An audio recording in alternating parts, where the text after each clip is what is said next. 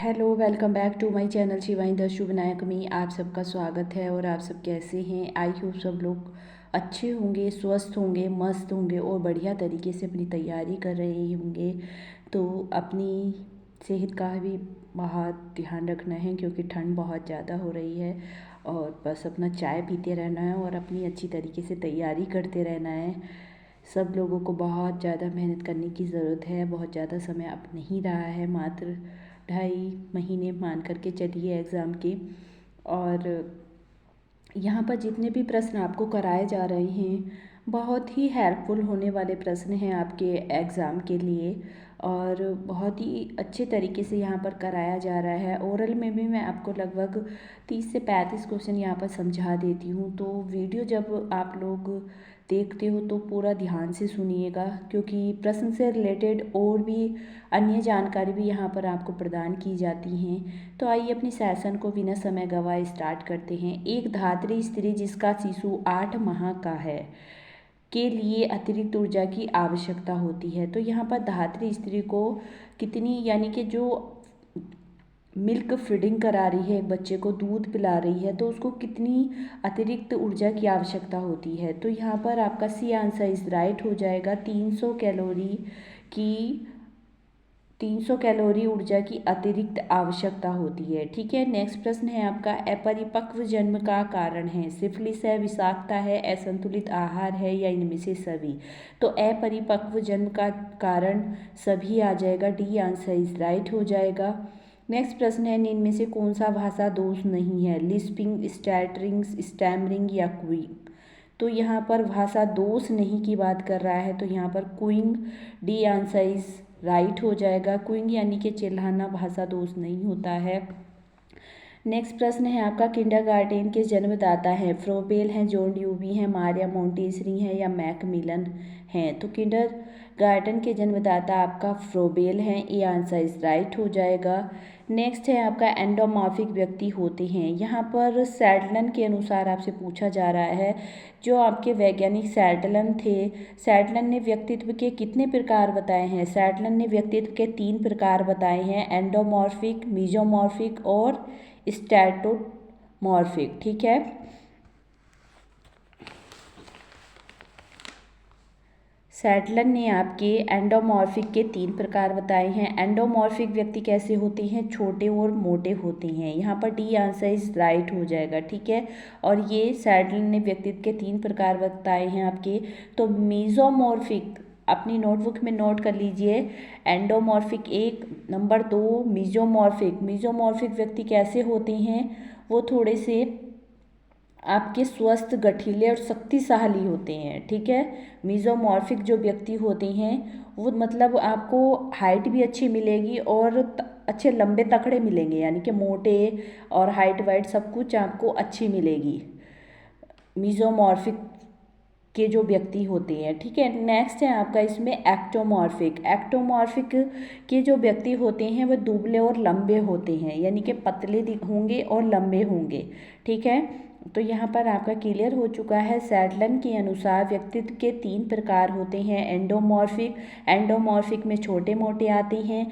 फिर नेक्स्ट है आपका मीजोमॉर्फिक, मीजोमॉर्फिक में आपके बराबर यानी कि लंबे भी होंगे और तगड़े भी होंगे।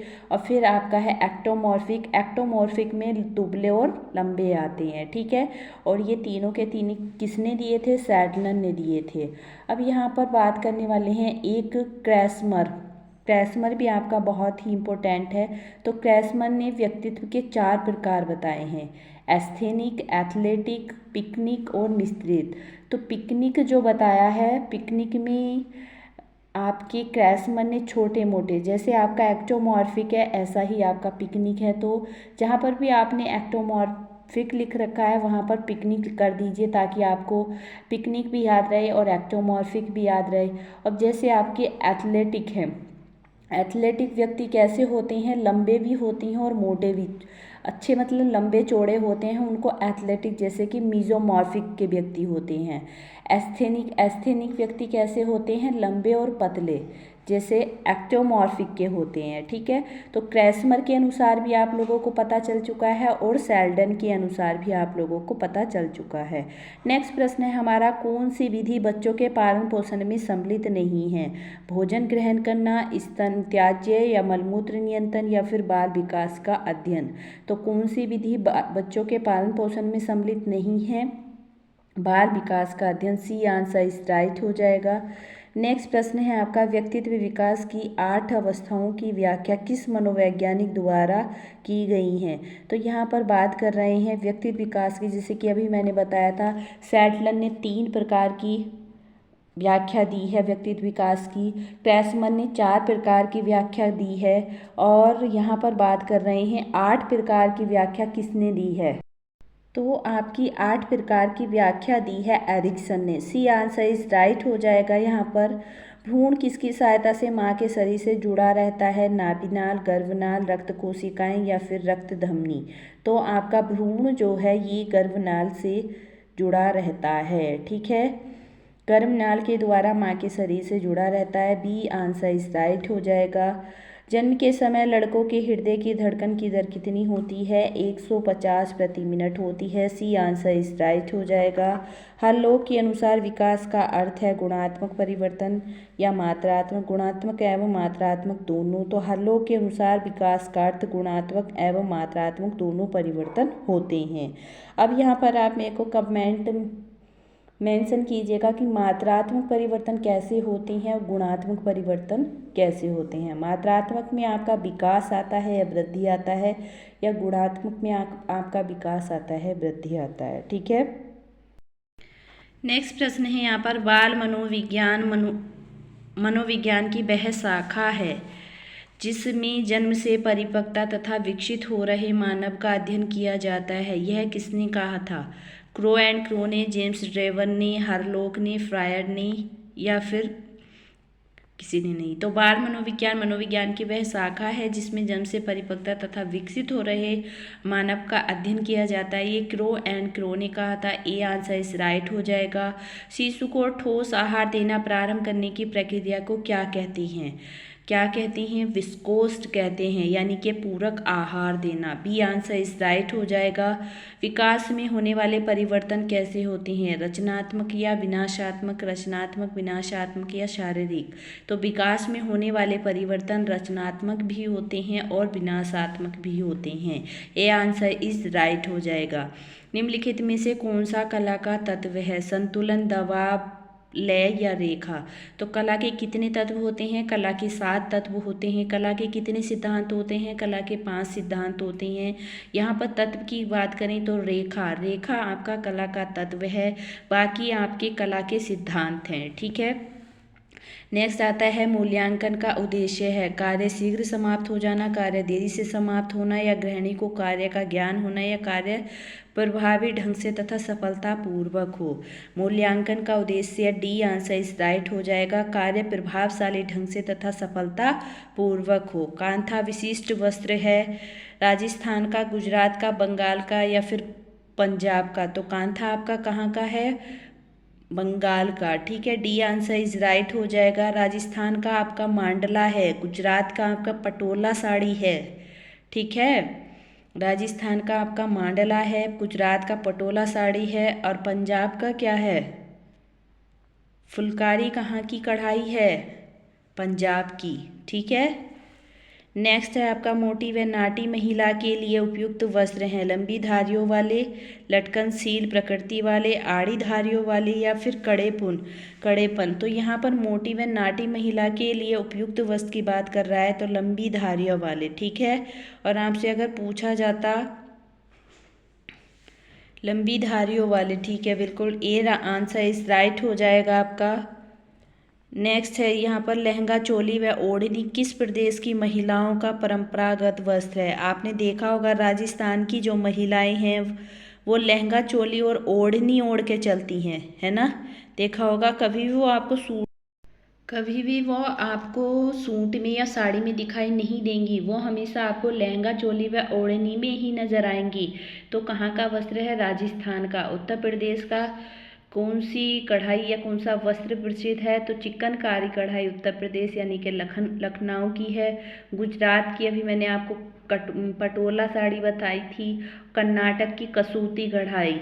ठीक है। किस साधन की गुणात्मक सीमाएं होती हैं? ऊर्जा की, ज्ञान की, या धन की, या भौतिक पदार्थ की? तो गुणात्मक सीमाओं की अगर हम लोग बात करें तो गुणात्मक ज्ञान की होती हैं। ठीक है। ज्ञान का कोई भी मतलब ज्ञान कोई सीमित नहीं है, और ज्ञान का कोई भी समय नहीं है, कोई एज नहीं है। ठीक है। ज्ञान सीमित नहीं है, इसकी सीमाएं गुणात्मक होती हैं। इंसान को पता नहीं किस समय कितना ज्ञान मिल जाए, कुछ पता नहीं रहता है ना। अब आप शादी होने के बाद भी मेरी बहुत सारी बहनें हैं जो पढ़ाई कर रही हैं, है ना। तो उन्होंने उनका ज्ञान रुका थोड़ी है, उनकी जो ज्ञान की सीमाएं हैं वो रुकी नहीं है, वो चल रही हैं। तो ज्ञान की जो सीमाएं होती हैं वो गुणात्मक होती हैं, वो बढ़ती रहती हैं। निम्नलिखित में से कौन सा एक ठंडा रंग है? ठंडे रंग की अगर यहाँ पर बात करें तो नीला आपका ठंडा रंग है, लाल और नौरंगी आपका गर्म रंग है। ठीक है। और तटस्थ रंग की अगर हम लोग बात करें, वेरी इंपॉर्टेंट प्रश्न है ये, तटस्थ रंग में आपका काला और सफ़ेद आता है। ठीक है। राजस्वी रंग जो आपका माना जाता है तो बैंगनी कलर माना जाता है। राजस्वी कलर जो आपका माना जाता है। और यहाँ पर प्राथमिक कलर की अगर हम लोग बात करें तो लाल, नीला और पीला आपका प्राथमिक रंग है। द्वितीयक रंग की अगर हम लोग बात करें, नारंगी, हरा और बैंगनी आपके द्वितीयक यानी कि सेकेंडरी कलर होते हैं। ठीक है।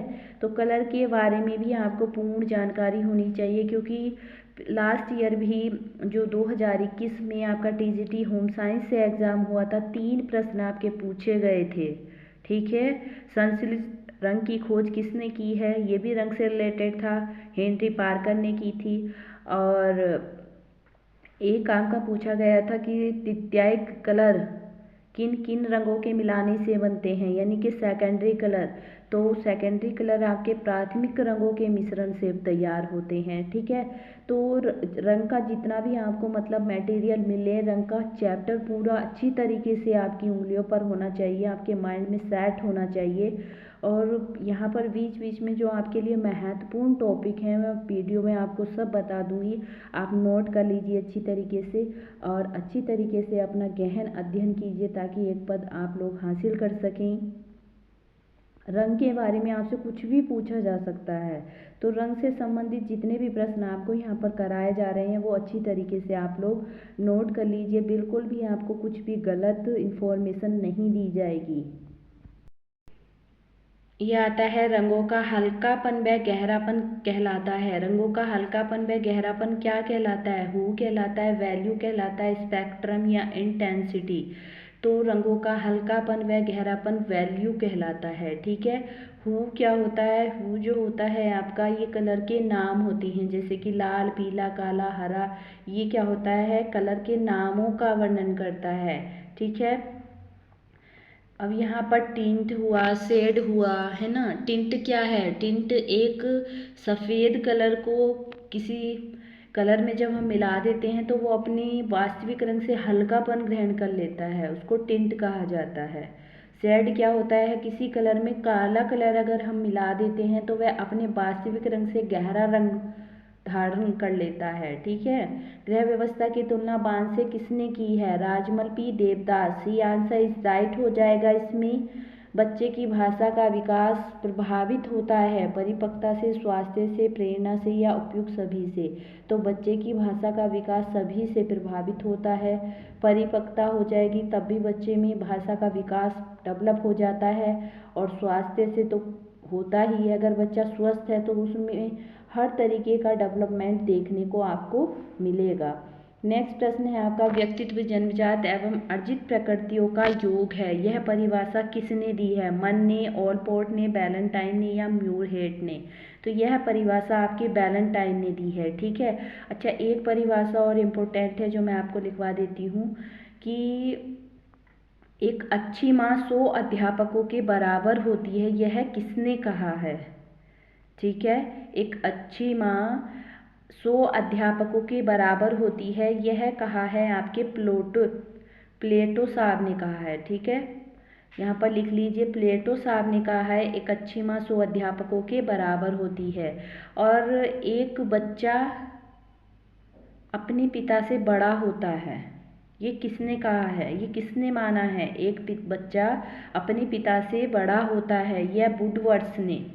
आपने वुडवर्थ का नाम सुना होगा, वुड्सवर्थ का, ये उसने कहा है। ठीक है, 6 से 7 वर्ष का कोई बालक किन खेलों में अधिक रुचि लेता है? तो आपने देखा ही होगा 6 से 7 वर्ष का बालक कभी भी एकाकी खेल में रुचि नहीं लेता है, वो सामूहिक खेलों में रुचि लेता है। बी आंसर इज राइट हो जाएगा।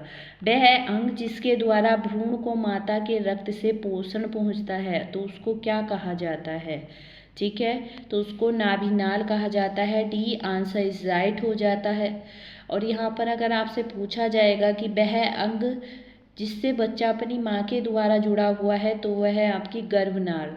ठीक है, वायु में कार्बन मोनोऑक्साइड के असंतुलन से होता है ब्रोंकोटाइड, पक्षाघात, दिल का दौरा, सिर दर्द या फिर ब्रोंकाइटिस।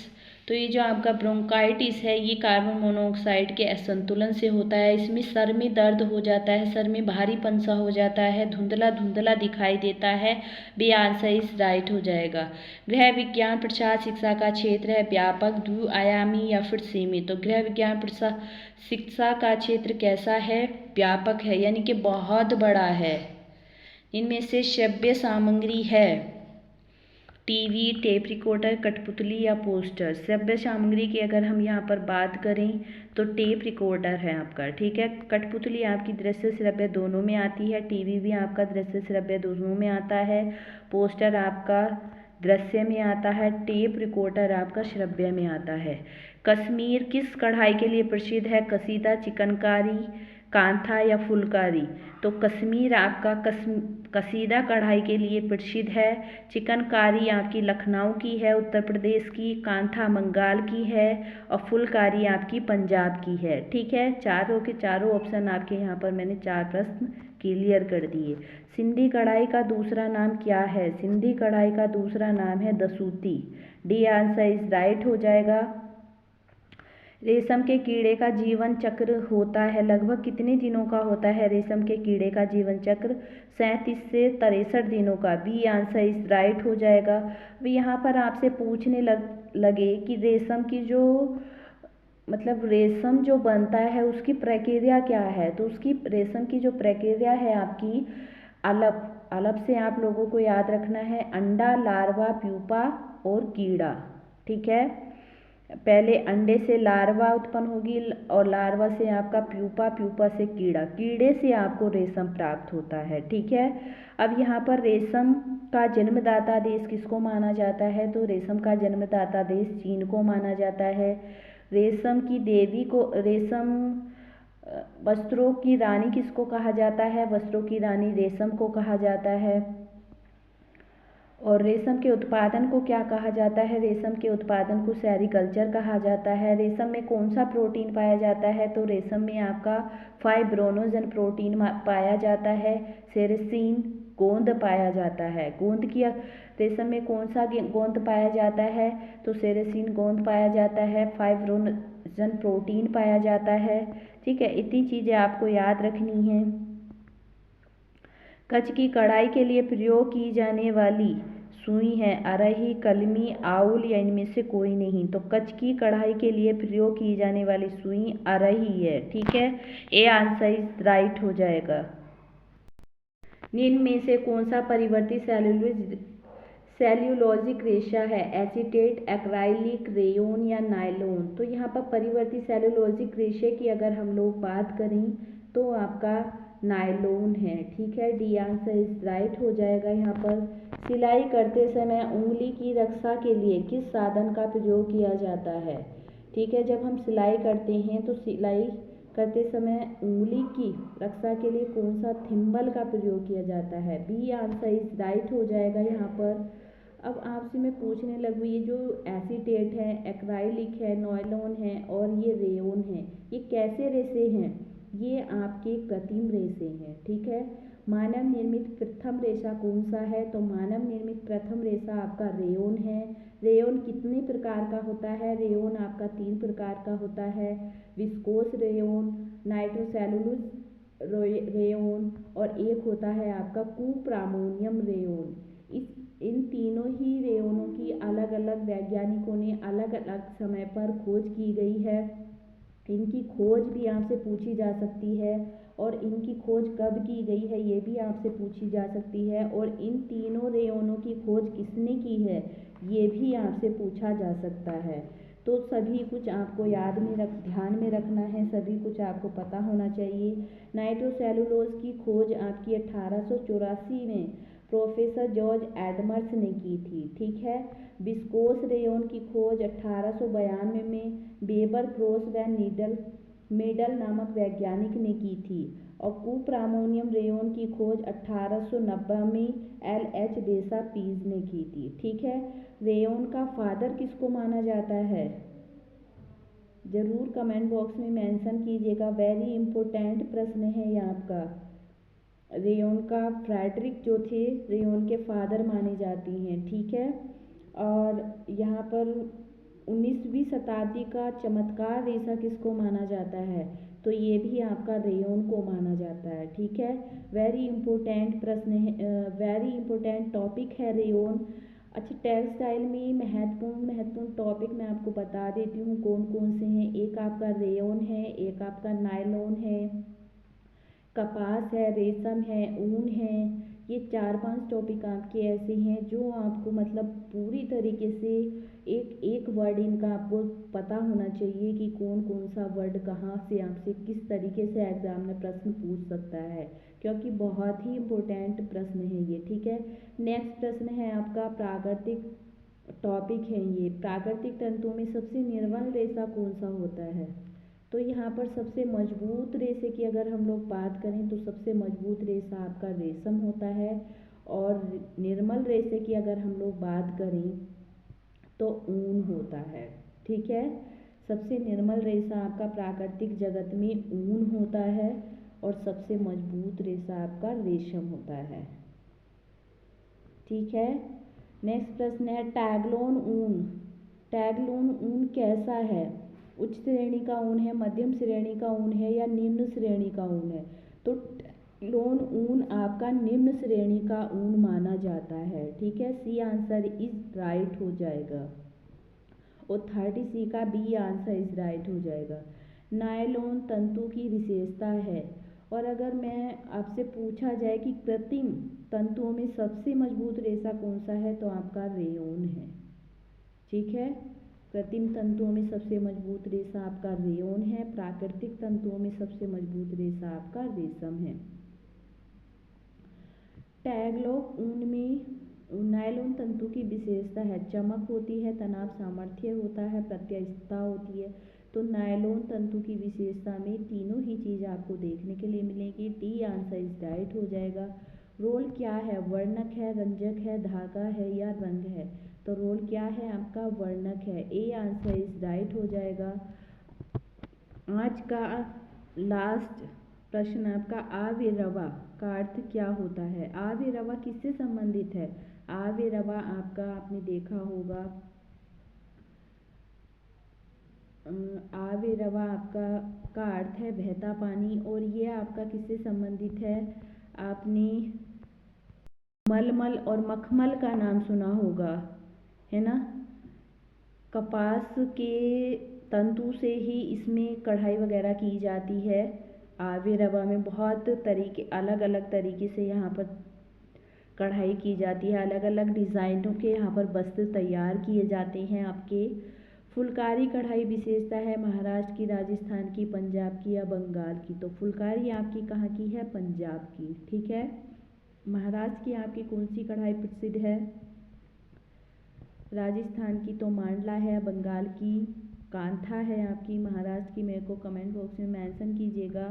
निम्नलिखित में से किसे कोशिका के ऊर्जा का संस्थान के रूप में जाना जाता है? तो कोशिका के ऊर्जा संस्थान के रूप में किसे जाना जाता है? माइटोकॉन्ड्रिया को। माइटोकॉन्ड्रिया कोशिका के अंदर ऊर्जा संस्थान का कार्य करता है, यानी कि कोशिका का जो पावर हाउस होता है, कोशिका का जो शक्ति निवास घर होता है, वो आपका माइटोकॉन्ड्रिया होता है। और माइटोकॉन्ड्रिया में ऊर्जा किस रूप में रहती है?